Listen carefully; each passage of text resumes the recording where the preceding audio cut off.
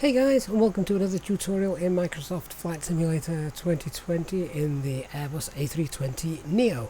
So today we're going to be looking at taking a SimBrief Flight Plan, Operational Flight Plan, or OFP for short, and inputting it into the aircraft's computer, the MCDU. This is a tutorial that a lot of people have asked me for, particularly those of you that watch the live streams, to know exactly how do you take all the information that's provided on a flight plan and put it into the onboard computer. And that's done obviously at the start of every flight before we get the engines going and push back. So let's jump on board and I'll show you how we do it.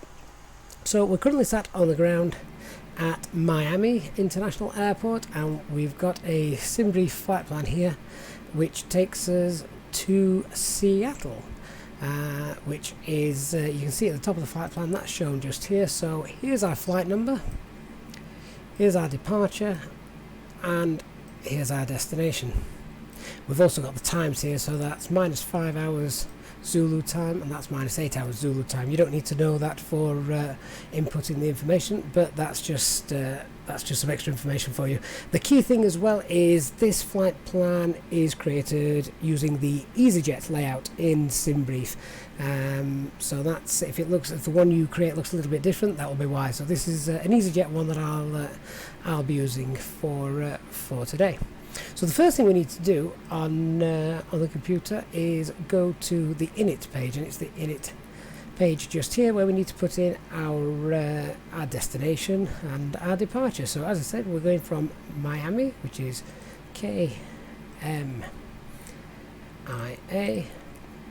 to Seattle, which is KSEA. There we go. If for some reason it won't allow you to enter any information here, this little bottom part is called the scratch pad, and occasionally you get an information warning here saying GPS primary. That's if you're using the fly-by-wire dev mod, or if you're using their mod, then you'll get that. If you're using the default Airbus A320, that won't happen, but just be aware the scratch pad needs to be clear before you start entering any information. To do that, you just press the clear button down here. So we can pop this in the from and to, and for some reason it's saying that's not in database. Well, if that's the case, clear it, and we'll just pop that in again, because of course those two airports are in the database. However, for some reason, just as a little bug, it does sometimes happen. So we'll just pop that in again. Kilo Sierra Echo Alpha, and there we go. This time it's worked. So all we need to do now is click return. This page is basically saying none, you haven't got any stored routes. That's absolutely fine, so hit return, and next we're going to put in the cost index. Now the cost index can be found just here, so there's the cost index, which is 8. That's just 8 because that's the default setting for Easyjet flights that I normally do. So pop that in there. And then we've got the cruise flight level and temperature, which is shown here. So there's our cruise flight level of 340 and our cruise temperature there of -45. So let's pop that in. Flight level 340 and a -45 degrees. Okay, so that's all those bits of information set up there. We can then put the alternate in, which our alternate today is Kilo Golf Echo Golf. Don't know where that is. Kilo Golf Echo Golf. And the flight number is AA. Well, that's the actual flight number. It's the second one that you want. AAL 1471. That all depends. That's the difference between the flight number, which is over here, and there's your actual call sign. So it's the call sign that you want to pop in to the MCDU, because that's what is then transmitted to the air traffic controllers. So AAL 1471. Let's pop that in there. Okay. Alright, so that is the INIT A page. There is an INIT B page, and to get to that you use the left key there, and obviously to go back use the right key there, but we'll come back to this in a moment. So after we've set up the INIT A page, we then go to our flight plan, which at the moment, as you can see, has very little in it.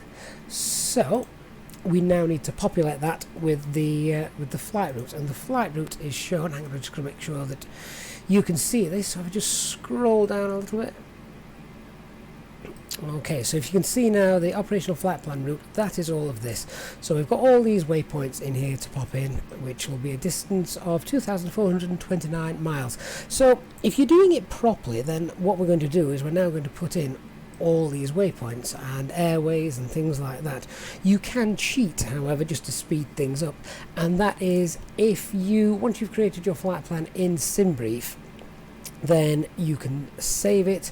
In fact, can I just quickly show you that? You can go to download the flight management system and scroll down to where it says Flight Sim 2020, click download, and that will download the file. Then once you've got that downloaded to a folder on your computer, when you're on the globe screen setting up your flight in Flight Simulator, then you can click load. So it's the flight planner, you can click load this particular file here, and it will then automatically populate all of the waypoints. But we're going to do it as a real pilot would do it, and pop all those in for you. So in order to do that, I need to scroll back up and find all those waypoints. There we go.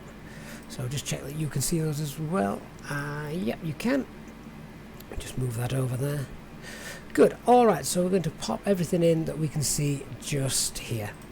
Alright, so we're starting with our departure runway. So as you can see just here, we're departing Miami on runway 09. So to pop that in, click on the departure, Miami, departure, and runway 09.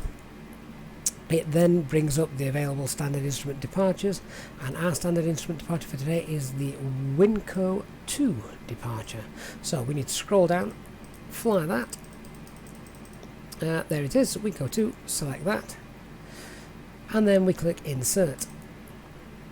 So automatically now all of these waypoints have been input for us, and they are all the waypoints that correspond to the Winco 2 departure, and it should end at Winco, as that is the next waypoint on the list. So let's scroll down and have a look at that. Oh, it's nice when it works. Alright, so there we are at Winco. After that, it says DCT. Well, DCT means direct. That's not a waypoint. Very important.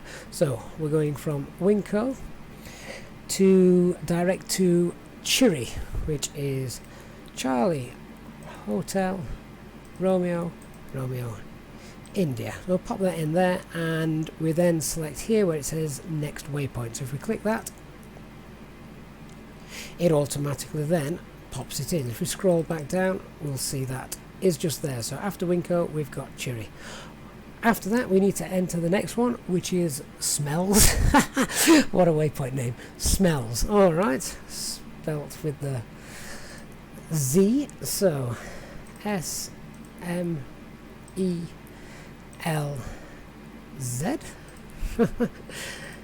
Enter that, and again scroll down. And I know this can become quite annoying because every time you put a new waypoint in, you have to scroll back down to find it. Well, this will change in a moment, because after Smells you'll see that we've actually got not a waypoint, but we've got an airway, which is Q116. The difference between waypoints and airways is waypoints are always 5 characters, and airways usually start with a letter and then have numbers in them. So here's the airway Q116. So in order to pop that in, go select on Smells, and then go to the Airways button, and that's there where we need to enter in the airways. So Q116, and we enter that there, and it says that we're taking the Q116 airway to the next waypoint, which is Patoy, P-A-T-O-Y, and then we pop the waypoint in on the right hand side, airways on the left, waypoints on the right. So we can pop that in there.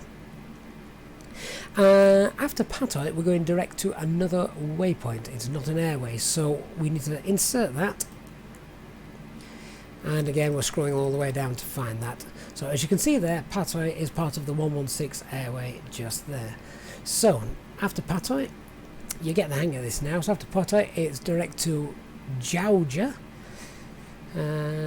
which is J-A-W-G-E, J A. Pop that in as the next waypoint, and again scroll down. So after Georgia,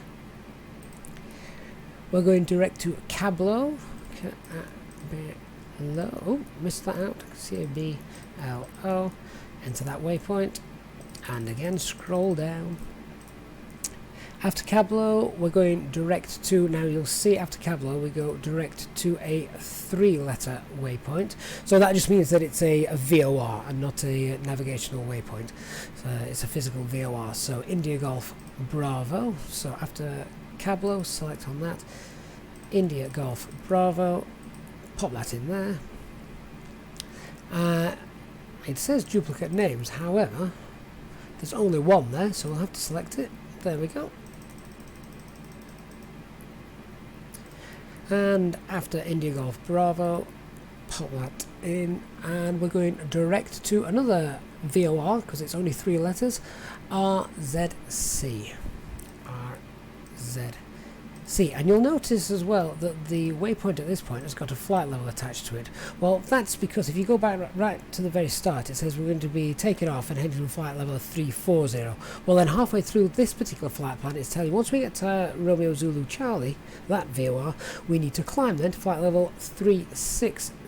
And this is all done automatically based on the current weather and the current winds that are involved during the flight plan, which is another good reason why SimBrief is absolutely fantastic. So where were we? So we're going, this is, if you forget where you are, it says at the top, latest revisions from EGB. After EGB we're going to Romeo Zulu Charlie, so pop that in there, Romeo Zulu Charlie, and next waypoint. There we go, pop that one in there. And okay, and you can see these distances. These are the distances between the waypoints in white, and the total distance that you've flown is in yellow at the moment. So after Romeo Zulu Charlie, it's direct to another VOR, which is India Charlie Tango. So type in India Charlie Tango, pop that next waypoint in. There we go. Select that one. Again, scrolling down. India Charlie Tango, and then we're direct to Kilo Delta 66 Uniform. So that's not an airway, because that will be an actual waypoint. The reason it's a waypoint and not an airway is because airways, as I say, they're usually only 4 letters, and that is 5. Kilo Delta 66 Uniform. So Kilo Delta 66 Uniform. Pop that waypoint in there. There we go. And after the next one, it's direct to Kilo Uniform 75 Quebec. So Kilo Uniform 75 Quebec. Where's Q? There we go. Enter that waypoint. Keep going down. And after that, where are we going then? Onto there's Kilo Uniform 84 Mike. Kilo Uniform 84 Mike. Pop that in there. After that, we're going direct to a VOR again. Ooh. And the VOR is Delta November Juliet. Delta November Juliet. Now you can see this time there actually are 2 that you can pick from, and we want the one that is closest. That's usually the way it works. Plus a little cue here, latitude and longitude, that's over on the eastern side of the globe, and we're quite clearly in America, we're on the west, so pop that in there. Select the top one, scroll down again, and we're nearly there now. So the next one is actually an Airway J20.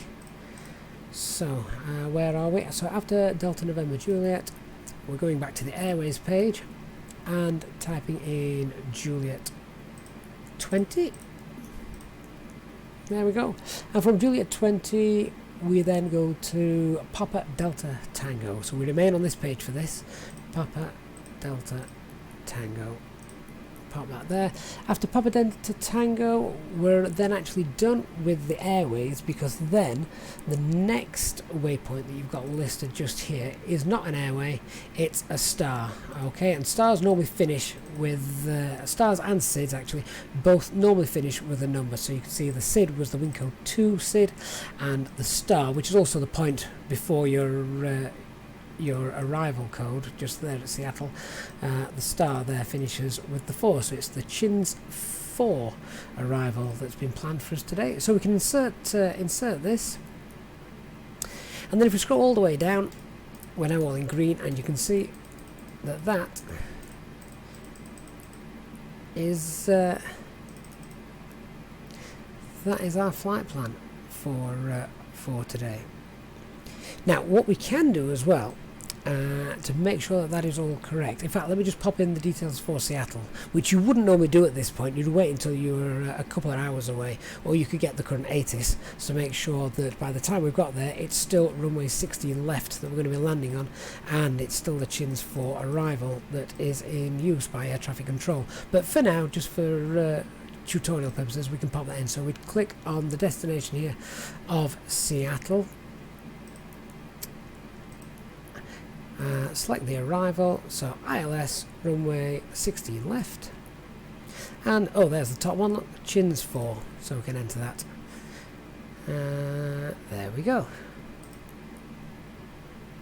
Okay, now the way to check that you've entered all of that flight plan correctly is to then select your navigation display into plan mode, leave it on 10 miles, so leave it there, and then generally if you can get your screen in a position so you can see both the MCDU and the navigation display, and then just scroll through and check that it looks like there's no random waypoints in there that look out of the way. You can actually zoom out for such a long journey. We could actually zoom out a little bit.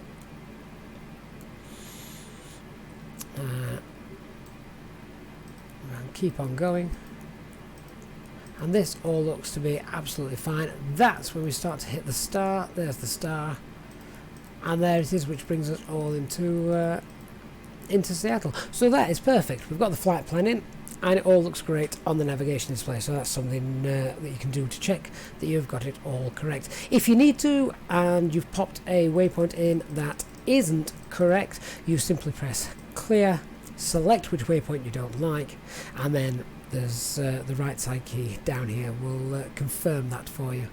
Okay, so we can clear the clear because we don't want to clear anything, if that made sense.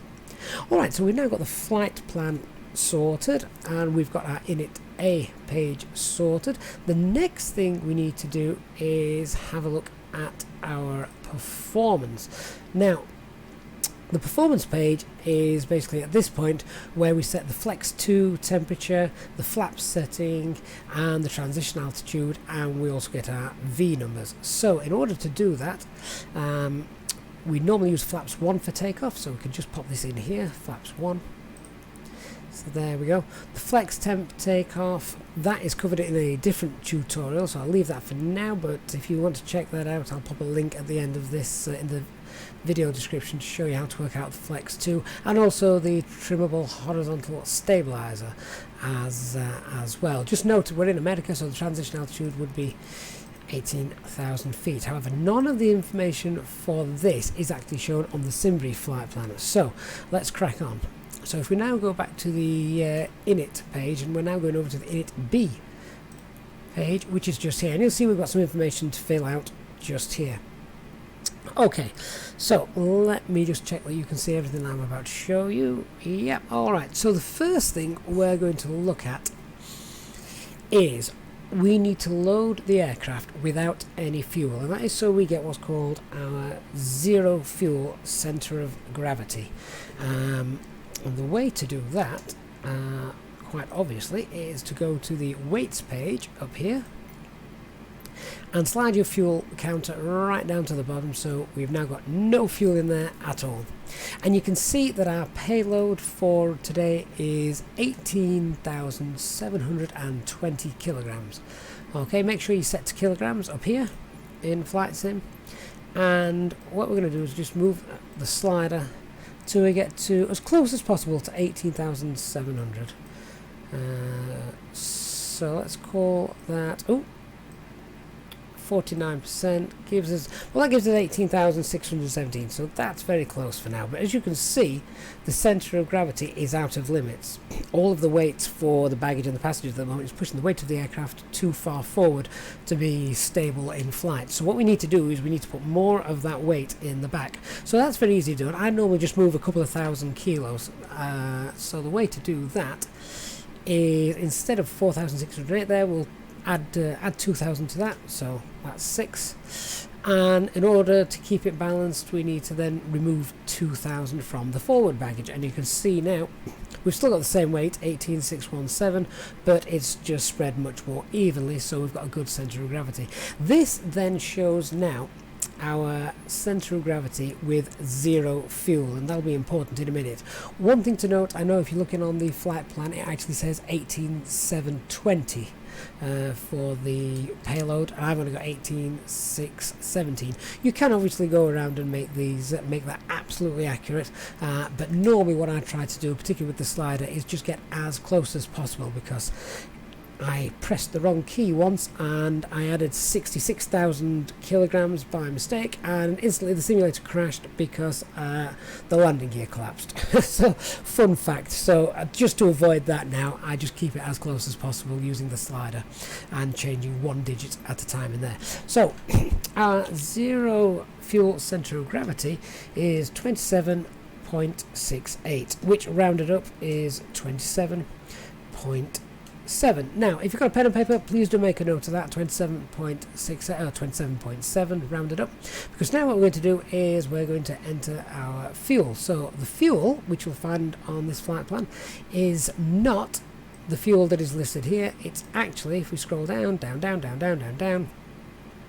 you want to take the planned block fuel, which is 14,368.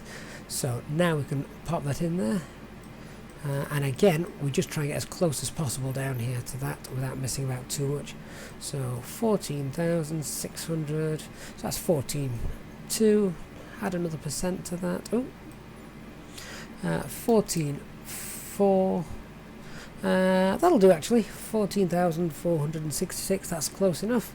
And again, we just don't want to be faffing around too much. It's just easier to have a little bit extra depending on where how closely you can get the slider to it. Alright, but notice now our centre of gravity has now changed. So this is the centre of gravity of the aircraft with fuel. And the reason you need to know that is you would use that figure for working out your trim position. Again, that is in the other tutorial, which I will pop a link to in the video description. So that's 26.26, which rounded up is 26.3.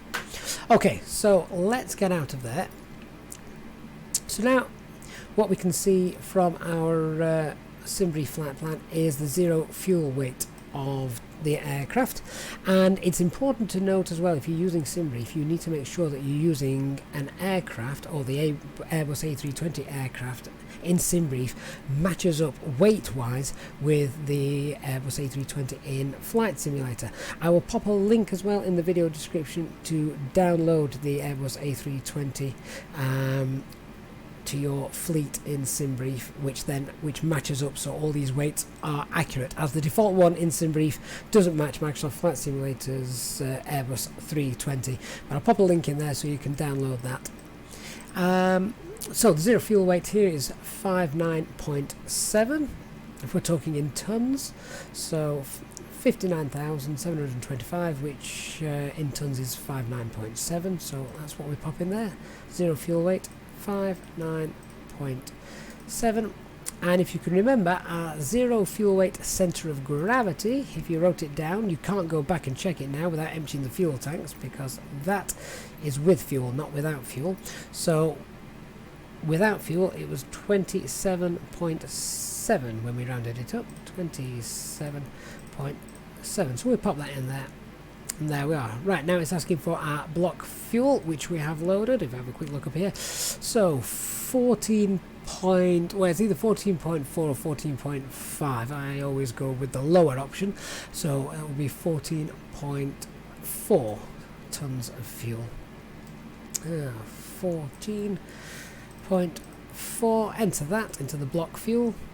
And then we get a few more details here. So it says the takeoff weight is 73.9. Well, if you have a look at that, that is very, very accurate now. 73.893, which again rounded up would be 73.9. So that's what I say about making sure that the aircraft in SimBrief matches the aircraft in Flight Sim 2020. So you do need to make sure you download that for use within SimBrief.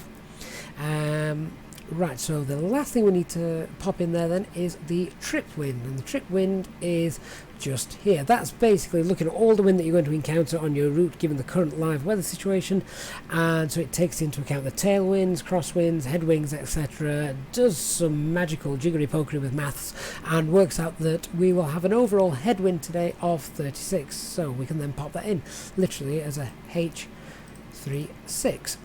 And if we pop that in here, normally that works. Let me just try that again. Unless that's a small bug because I spent too long talking to you and not doing it. H36, can we amend that?